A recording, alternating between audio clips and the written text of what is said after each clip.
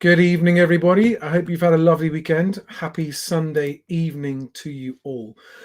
This evening is just a quick one, which is inspired by a video I saw on TikTok that was responding to my video on TikTok, reporting the nationwide worst case scenario forecast of house prices falling 30% in the next year. And some guy remixed my video on TikTok and said, "Charlie strikes again with his doom mongering." It's quite flattering and quite funny, but it made me think of a very serious point, and it is a serious point because I think a lot of people are misunderstanding me. And I've had someone else on Twitter, I think Avocado Property Guy or something, having a go at me saying that my agenda is to make house prices crash. I will lose if house prices crash, okay? I do not benefit from house prices crashing. I don't want house prices to crash. I'm here making informed observations based on access to data that most people don't have. At plus 20-something years in the property industry. Cheers, darling. Sorry, I forgot to bring my... It's just a fake beer tonight. Fake beer, but there we are. So, last week, Nationwide Building Society reported that house prices had fallen £5,500, just under 1%, they said. And I saw another report of £5,500 somewhere else. And then they also, one of their commentators was interviewed and said that their worst case scenario is 30% for the next year. Now, the reaction from some people is that, but that's worst case scenario. You shouldn't report that. Don't report the worst case scenario. That's the worst case scenario, not the likely scenario, so it doesn't count. Okay? Which just cracks me up because my logic is this, okay? Most people that I know, and myself included, think that the following mantra is a good idea. If in doubt, prepare for the worst and hope for the best. And you can say that to anyone, and most people go, yeah, I like that. That's a good idea. Okay, well, that's assuming that you're someone that thinks that preparing for the worst is a good idea and hoping that it doesn't happen. How can you prepare for the worst if you don't know what the worst case looks like, right? So running around in denial of how bad it might be. Yes, it only might be this bad, but it still might be this bad. And when big high street lenders say that their worst case scenario is this bad, that's pretty bad because their worst case scenarios normally aren't as bad as it's going to be. They're managing expectations, okay? So seriously assessing and considering what the worst case scenario is likely to be for yourself personally, right, with your transaction, is not only a very wise thing to do, I actually think it's very foolish to proceed with the transaction without considering the worst case scenario. Now, I can't tell you what your worst case scenario is. Only you can do that because it's personal in every case. It is the worst case scenario is an accumulation of a number of different personal matters, not just your finances, not just your job security, not just your relationship status, not just the economy, but a whole bunch of other stuff as well. Location, it could go on forever, except nobody except you can tell you what your worst case scenario is. So you've got to figure that out for yourself. But let me just talk in national terms about worst case scenario. Okay. I have been saying for some time now, in fact, it was since the mini budget, the disastrous mini budget, because before that I was saying 25%. I'm now saying, and have been saying since then, 35% is what I think the average price falls will be. Now, average doesn't mean anything. Do not take an average number when working out your worst case scenario. Let me share with you some information, which I put a link to this in the description underneath the YouTube live stream. There is a link to this PDF so you can all go and check it out for yourself, right? But here is a list of the house price decreases by region in the 90s house price crash. Okay. And what you can see there is that they vary from just a 1% house price fall in Scotland to a 34.5% house price fall, peak to trough, in East Anglia. Okay, the Southeast was 30%, Greater London 28.5%, Southwest 28%, East Midlands 19%. So it goes on, right? So the average house price falls in the last house price, in the 90s house price crash, are meaningless to you personally. You've got to look at the regions. Now, I haven't made any predictions about the regional variations in house price falls this time around, okay? But what I will tell you is this. Without naming those regions, my 35% average is an average of a range that I will think will go from 15%, the best case, to 50% house price falls in the worst affected areas. Okay, 15 to 50%. So my worst case scenario prediction at the moment that I'm prepared to admit publicly is, it's not funny. I don't know why it makes me laugh. I just, because it's not funny. It is 50%, right? In some areas, not in the whole country, but 50% in some areas. I have got friends who are fairly convinced that there is better than a 50% chance that the average falls will reach 50%. And I don't have an argument to counteract that argument of theirs, but I don't yet feel that myself. Do I think that's possible? I think it's possible. Do I think it's likely? I don't know yet. 35% to me is my likely prediction. Okay.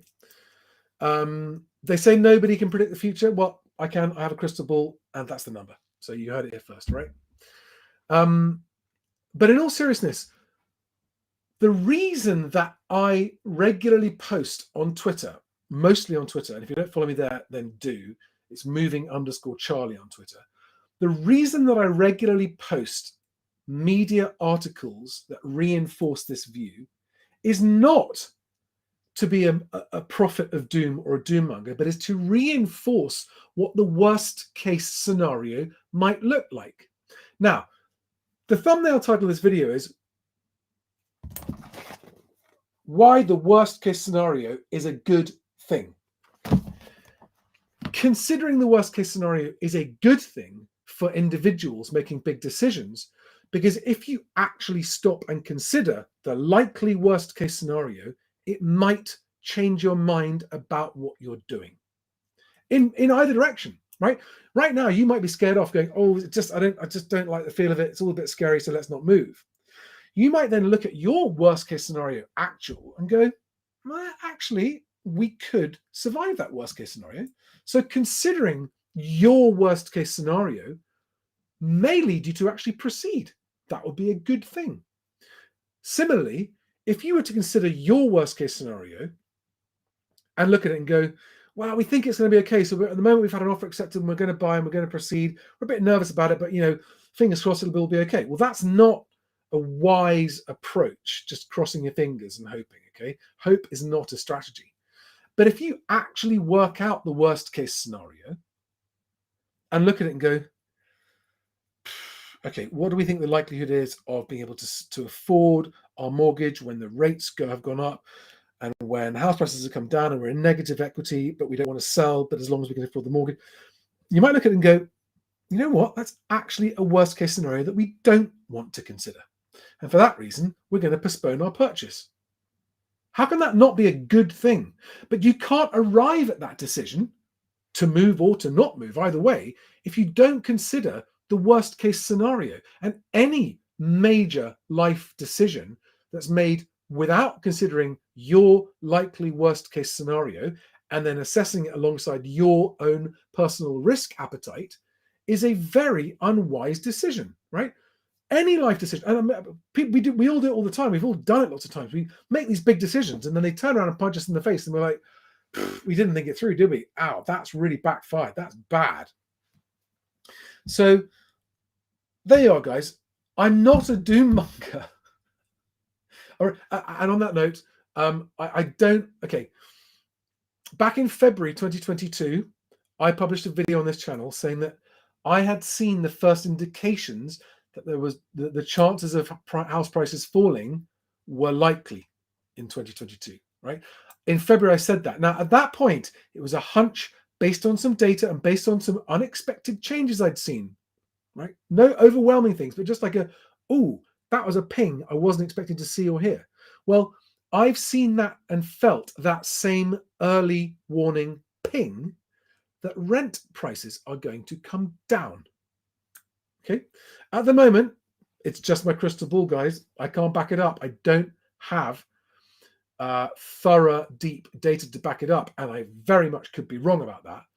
But it is a increasingly strong feeling that I wouldn't have said even 2 weeks ago, and it is significantly based actually on the best agent data that I've been looking at. Okay, but in a market and an economy and a country and a society that is going through as much turmoil as we are now, just looking at data isn't enough to make accurate predictions.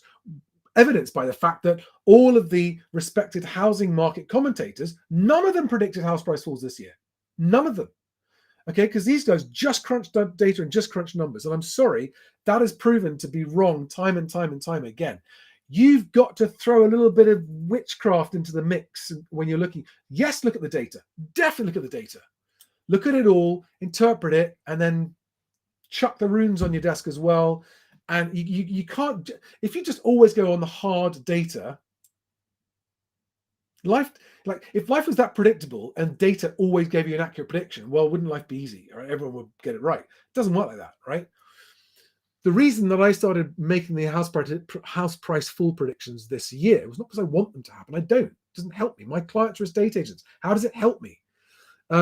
It's because that's what I saw happening, and I thought that both movers and agents would benefit from having advance warning of this. Little did I know that I would be met with very widespread ridicule to begin with. So yeah, guys, that's it. The worst case scenario is a good thing to consider always. And if you just dismiss it, oh, that's the worst case scenario, forget about that. Well, if you're an estate agent watching this and you dismiss the worst case scenario, well, you're massively increasing the chances of your business suffering or failing. Okay. And if you're an estate agent talking to clients, imagine how professionally you'll come across when you go, well, let's look at all the scenarios. Let's look at the worst case scenario for your situation. I mean, how wonderful would it be to hear an estate agent say that rather than the constant, yeah, it's a good time to buy. Yeah, it's just a good time to buy. I mean, Phil Spencer did a video and he interviewed a bunch of agents, and I had a whole load of you send me comments, private messages saying, have you seen this? You've got to see this. It's terrible. And he basically had 5 estate agents from all around the country giving their market commentary.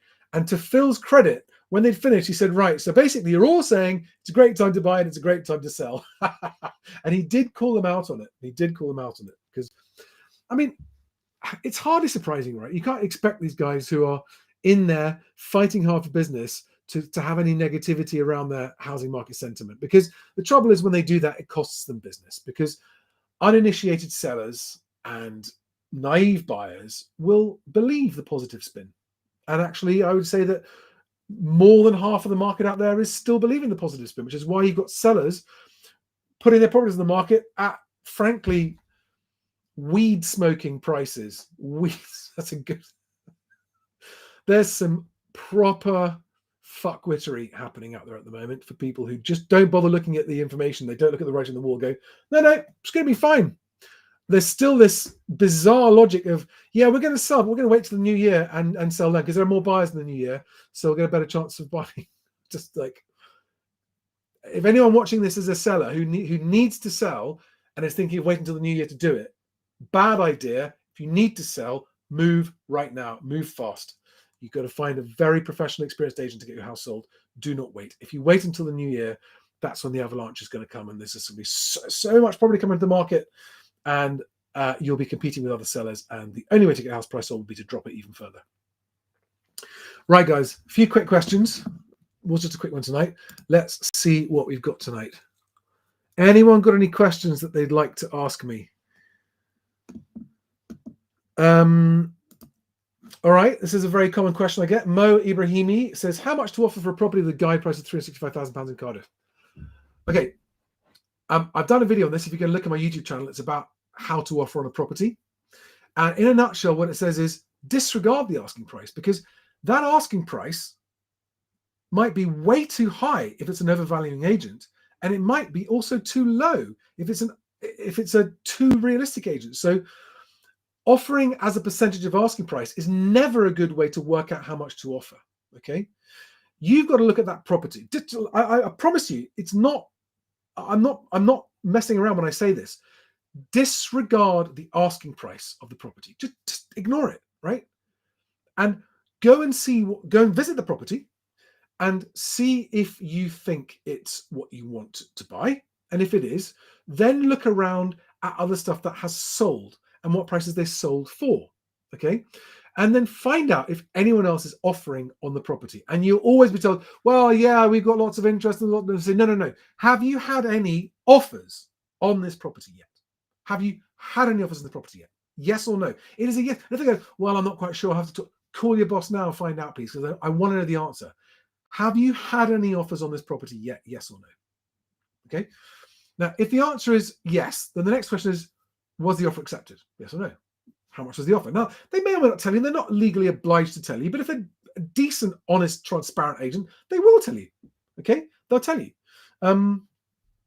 But you then work out the price, the maximum price that you are comfortable paying for that property, and that's what you offer. And the agent will say, well, I'm sorry, that's too low. Doesn't matter. I don't care what you think. That's my offer. Please pass your offer on to your client. Please pass my offer on to your client. I've had lots and lots of first-time buyers message me saying, oh, but the agent said this and the agent said that. You should literally disregard everything the agent says when you're thinking of offering a property. Just like tune out what they're saying and just work out what your offer is and go, that's my offer. And they go, well, they're not going to accept that. Okay, fine. But that's my offer. It's much too low. You should offer more. I hear what you're saying, but that's my offer. That's the maximum price I'm comfortable offering. So, Mo, I hope that answers your question. Go and view the property. If you like it, only if you really like it, really want it, work out the price, the maximum price at which you are comfortable proceeding with a purchase of that property. And if you get it accepted, great. And if you don't, great, because you don't want to overpay for that property. Now, my message has been to a lot of people, if you are buying, don't overpay. And if you find yourself in a situation where there's lots of competition for a property, walk away in this market. Walk away. If there are other buyers there who haven't seen my videos and don't know about not overpaying and don't know what's happening in the market and are still hearing what the agent's telling about how there's still good demand, it's all going up, let them overpay, right? Just let the overpayers overpay. Walk away. It's never, in this market condition that we're in right now, never worth overpaying. Unless you are a cash buyer and it's your dream house and you've been waiting for years and you can afford it and you don't care the house prices might crash 35 or 50%, in which case, crack on and buy it. Outbid everybody, because if having that home means more to you than saving money or losing money, buy it. I mean that in all seriousness, because if it is your dream home and you'd rather own that home than have the money that you've got, that's a perfectly legitimate rationale for buying the house. But if you're a first-time buyer with a large mortgage and a small deposit, you cannot afford to overpay in this market. Right. Next question.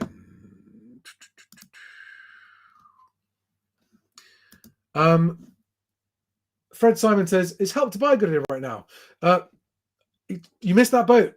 It expired on the 31st of October, so I'm afraid you're a week late to put applications in for Help to Buy. If you have actually put your application in and had it accepted, then I think you've got until March next year to buy. But is it a good idea? Help to Buy a good idea right now? Nope, definitely not. Unless the price you're buying at is a super deal, like a fantastic deal.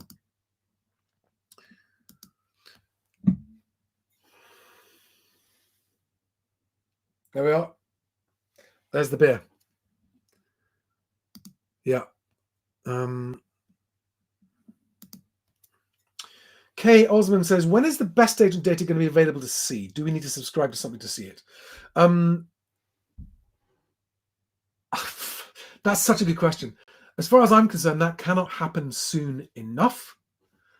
And we are very close to automatically publishing the data weekly and regionally. And I still don't know exactly what format it's going to take. Whether you need to subscribe to something to see it or not, I'm still figuring that out. I suspect that I'll probably be able to give some headline stuff that no one has to subscribe to see. But if you want to get really detailed local data up to the minute, then that may be something to subscribe to. I don't know. I'm still figuring that out. But I mean, I'm looking at that data week in, week out. And the reason that I'm not publishing it all yet is because there are still wrinkles in it that bother me. And it's just my gut going, that doesn't feel or look quite right. And until I really I'm confident that the data that we've got is a meaningful reflection of the reality out there, I'm not comfortable publishing yet. But we're getting very, very close. Now, I often get this question. CMC's Gaming says, "Hey Charlie, what's your opinion on buying land and building?" I mean, that is that's not a moving home thing. I think that's if it's something that you can do and you can find the land and you can afford to build, well, you get to build the house of your dream specification. I think it's a wonderful idea. I just don't think it's practical for everybody. But if it is practical for you, I mean, I think it's a lovely idea. In terms of if you're asking me financially about it, I wouldn't be speculating to do it right now. But if it was to buy land and build in it to live in it, great idea.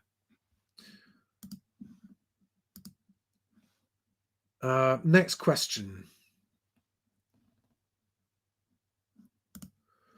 Okay, question about dodgy bad agents. Connor McShane asks, "Hi Charlie, what is the best recourse for dodgy/bad agents? I put in an offer for a new flat and paid a reservation fee, but they decided to keep it. They said it was fully refundable." Connor, on the face of it, if you paid a reservation fee, you need to look at the contract in that because they're all different. If it says it's fully refundable in the contract that you signed, then I would contact your local trading standards immediately. I would also contact the property ombudsman. All estate agents are by law required to be members of a property redress scheme. There were 3, there are only 2. One of them is called the property ombudsman. One of them is called the property redress scheme. I think it's the other one now. They will be a member. You must contact whichever one they're a member of and report it immediately. If that's true, I can't comment on that because I don't know what the contract said if you paid a reservation fee and signed it. But if you paid a reservation fee, Connor, why aren't you proceeding with the offer? Why aren't you proceeding with the purchase? Are you saying that you've backed out of the deal, you don't want to buy it? Because if you paid a reservation fee, then you would normally expect to lose that if you change your mind. So let me know if that's the case. Next question. Any problems? So, good question. DR says, any property-related actions do I think or expect the government is going to take in the 17th of November budget that's coming? Yes, I think there are going to be many wide-ranging ones. I think inheritance tax, I think capital gains tax, I think all the tax reliefs. I think they're going to look at everything. I am making no predictions on what they're going to be, but I do think that there are going to be a lot of things. And what I suspect that they're going to be longer term things rather than immediate measures, if that makes sense. But just my guess at the moment.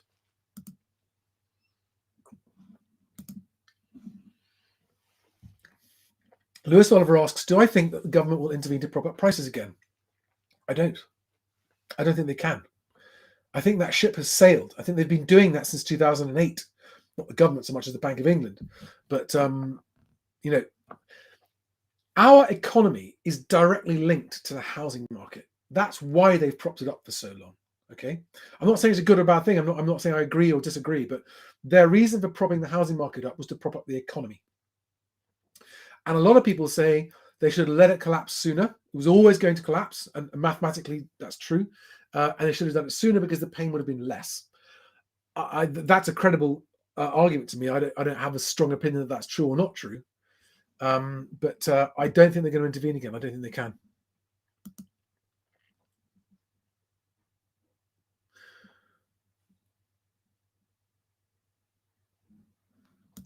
Okay, Connor says that you backed out because it was off plan and they wouldn't send any photos of the flat, which raised some red flags. Right?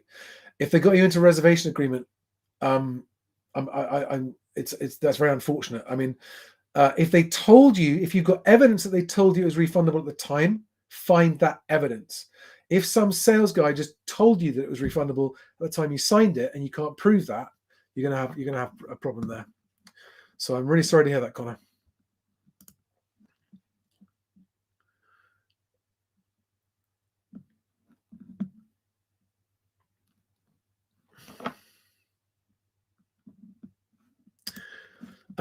Interesting question here from Splesticer. Am I pronouncing that right, Splesticer? You asked me quite a lot of questions. Splesticer. Tell me how I'm repeating. What I think of the Lib Dems idea to help people's mortgages. So today I just had a clip on the radio that the Lib Dems are talking about setting up a fund that if people's mortgage payments exceed a certain percentage of their income, that there'll be help for that. I just, that sounds like fantasy economics to me. Every penny the government borrows gets repaid by us and our children. So any scheme like that is just kicking the debt burden further and further and further down the road. And it's what got us into this mess in the first place. So my view is that they can't help out with mortgages without helping out people's rent as well. I mean, where would the argument be? Where would the justification be for, oh, it's okay to bail out mortgage people, but not rent people? Rent's going up. We're not going to bail you out. It's about mortgage. It's an interesting concept, but my gut feel is that doesn't work. It just doesn't work politically or fiscally.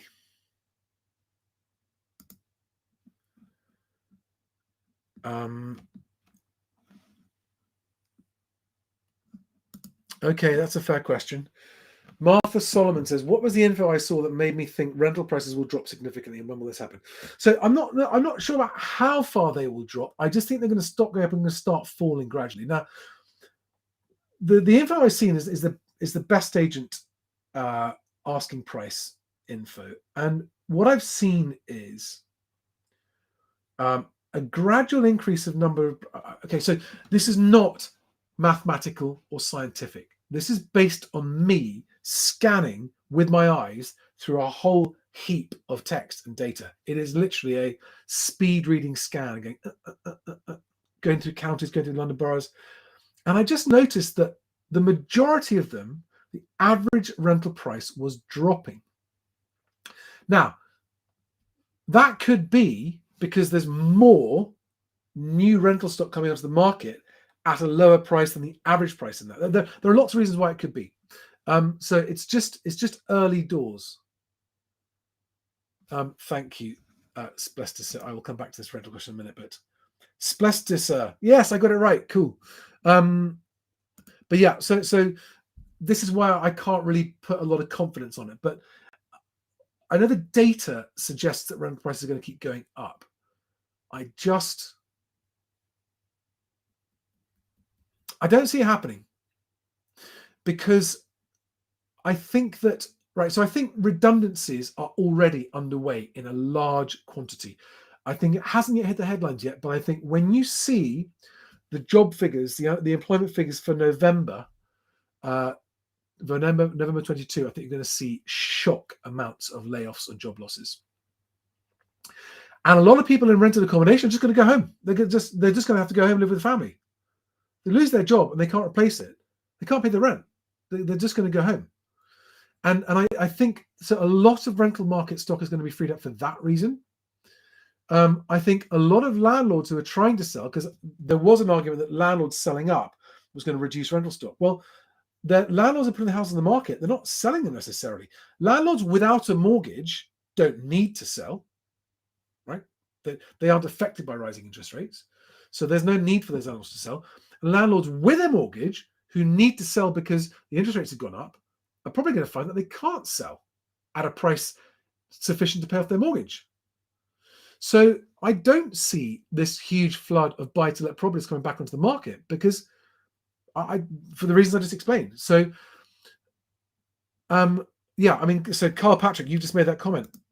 There are lots of landlords who want to get out of the market, and a lot have been getting out of the market. But most rental properties don't have a mortgage on them. Most of them are actually owned by a large fund, and they haven't necessarily got mortgages, so they aren't forced to sell, and their portfolio is performing well. The private landlords and buy-to-let landlords who want to get out are the ones who've got mortgages the most, and they're the ones who are going to find it hardest to sell right now. What else do we have? Yeah, I think a lot of landlords. So this is interesting. John A says, your wife's landlord, she's moved out, offered to sell her the house, so they're definitely trying to get out. Yeah, there are some. Okay, but these anecdotes don't mean that they are, but there are some, obviously. So, guys, I'm not a mortgage rate predictor. I think that because Rishi Sunak is an ex-Goldman Sachs banker and an extremely wealthy man who is very well connected in the money markets, they're all expecting him to behave. He's a WEF member, so he's a very predictable amount. And I just don't think that the money markets are worried about what he's going to do. In fact, if anything, I think that they're pleased with how harsh he's going to make the conditions on us, the taxpayers, come the 17th of November. And if anything, I think mortgage rates might ease after the 17th of November. Shock horror. Charlie says something positive. No, that's what I think. I think they could ease. I think if the economy slows down faster than expected, that will bring inflation down sooner than expected. That will mean that interest rates won't need to rise as far. Interest rates are still going to go up, but I think current mortgage rates are probably pricing in the expected maximum interest rate at the moment. And that's pure speculation. That's my crystal ball again.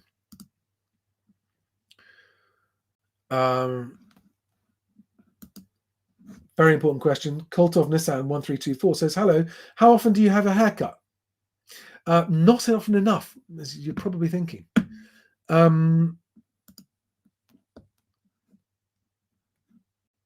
Guys, I can't start doing individual house price area forecasts because there are people watching from all over the country and all over the world. It's not fair for me to waste their time with individual ones. If you message me privately, I might have a chance to get around to giving you that. When do I think the biggest downturn in prices will occur, says John Styring. I hope I'm pronouncing that right. Right, you've reminded me of a point I wanted to make, and then I'm going to have to wrap it up.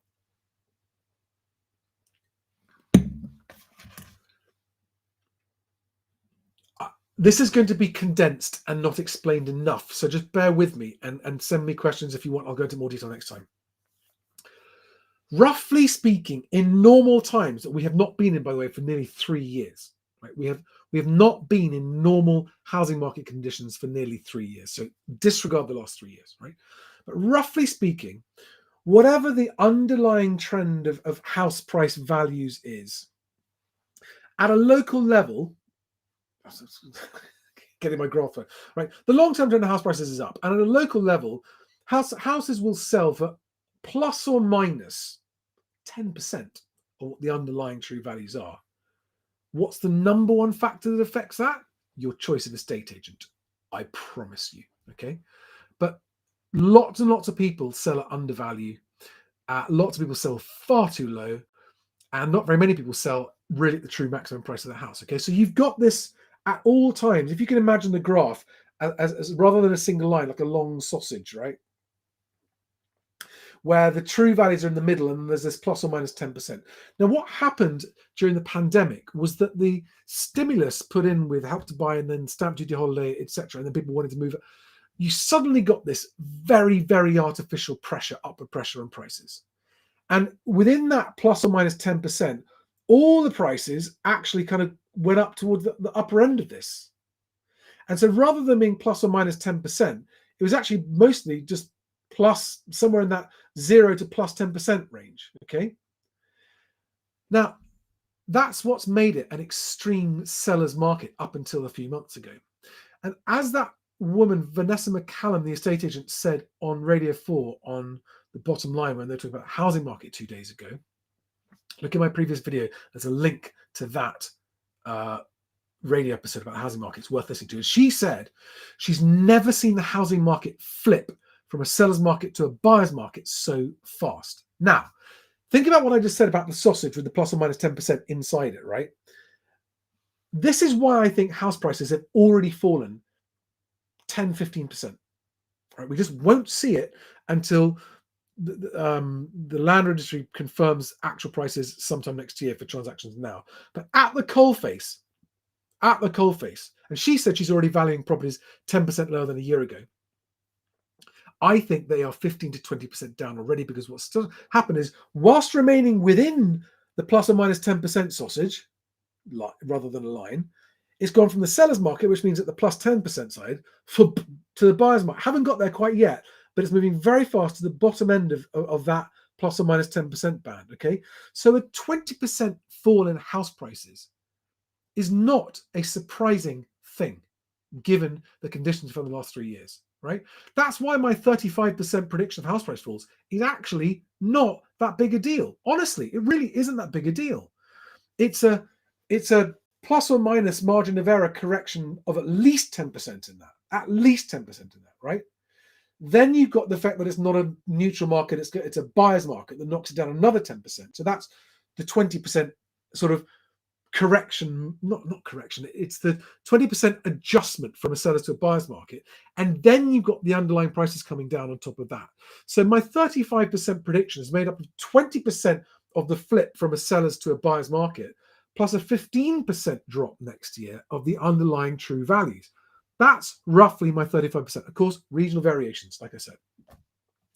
So when do I think the biggest downturn in prices will occur? I think the biggest downturn in prices is happening right now, and is going to continue to slide next year. So it's going up and down between the seller's market, buyer's market, as it goes up along the market, right? And we've been up at the top for the last couple of years, and it's just going, right? But now the trend is turning, and it's going to be sitting at the bottom. So it takes a lot. There's a time lag. There's a massive time reporting lag in the property industry. And it will take a while for this to come out in the stats. But the fact that the mortgage lenders are saying that prices are already falling is actually, it's pretty powerful proof, if you need it, that it's happening.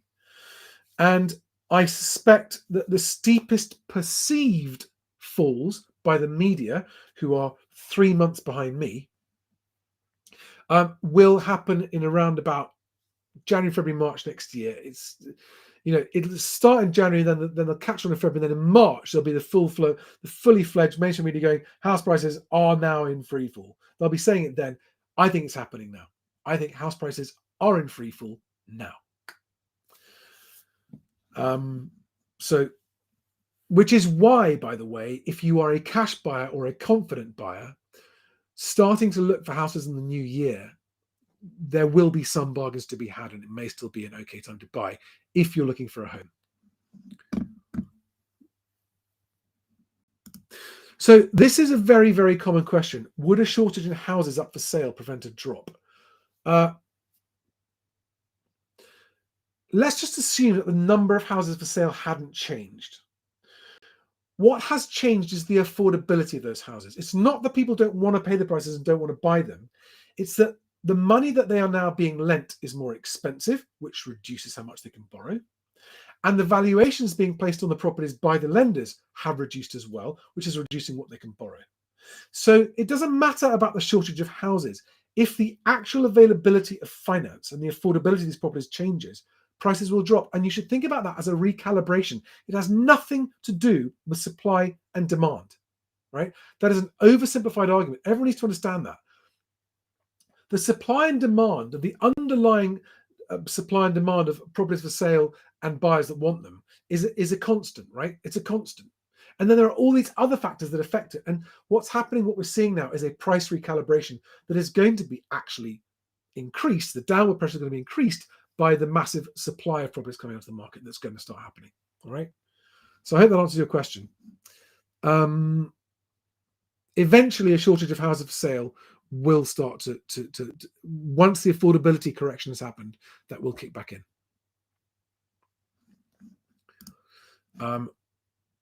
Great stream. Thank you very much, Mark. Really appreciate feedback like that. Good. Oh, John A, great question. How do you get people to compete for your house? Okay, that is a really good question. Number one, your choice of agent. Number one, bigger than all the other things I'm about to tell you put together. Number one, your choice of agent. Okay, you need someone who knows your market inside out, has been there a long time and really knows it. They just have an instinctive feel about it, and they can tell you individual stories about properties they've sold and when and why and how.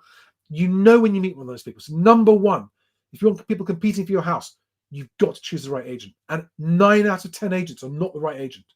It's actually 17 out of 20, right? 3 in 20 agents on average are good enough to achieve competing offers for your house, right? Next point, in the current market conditions, the presentation of your property has never been more important. It has got to stand out head and shoulders in its presentation amongst all the other properties, which means you've got to clean and tidy and paint it and tidy up the garden and declutter it and then make it look amazing for a photo shoot and get really high quality photographs done. Really high quality photographs. Invest in that. It is a tiny cost. And then make sure that your agent presents it really well wherever they're marketing it as well. Okay, so the quality of presentation is point number 2. And then point number 3, absolutely critical, right, is the pricing level. It never ceases to amaze me how many just blind, hopeful sellers go, oh, just put the asking price out there and hope, right? And the higher the asking price is, the higher the price will get. It's the opposite of that. I could sit here for 2 hours of non-stop anecdotes of properties at all levels of the market that exceeded price expectations on the sale, no matter what the market was doing, and exceeded time expectations by following the following philosophy. By following this philosophy. You price it at a price that is not suspiciously cheap, but looks like it is such good value that the cash buyers out there and the buyers who are looking to pounce right now will all go like that on the phone to the agent. You only need 2 funded competing buyers to get the best price. More is even better, but if you've got 2 that both want it, what you'll get, it's like putting stuff on eBay. If you put a public published reserve price on it, often you see them sit out there with just no bids. Okay, but if you put it for £1 and it's an object that has a market, you will actually find a price, because you get people going, this person wants to sell this, right? So he's a serious seller, we'll come and bid. It's the same with houses. You price it just right, you present it well, and you get the people who are out there who are always buying, the people who need to move, no matter what the circumstances, they will come along, snap it up. And if you get 2 or 3 cash buyers competing, you will quickly find what is the best price that the market will give you for your property right now. Okay? Do not do the relentlessly stupid thing of overvaluing your asking price on your house, especially when the market's falling. It will cost you so much money if you do that. Right. Thanks for that question.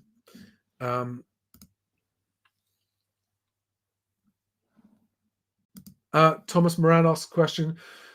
Norwich City has so many empty shops in the high street. Wow, already. I can see that coming. Does this have an effect on the housing market? Yeah, it does, because when people are thinking moving into that area, it doesn't look good to see a high street with boarded up shops everywhere. I think that's a negative impact on it.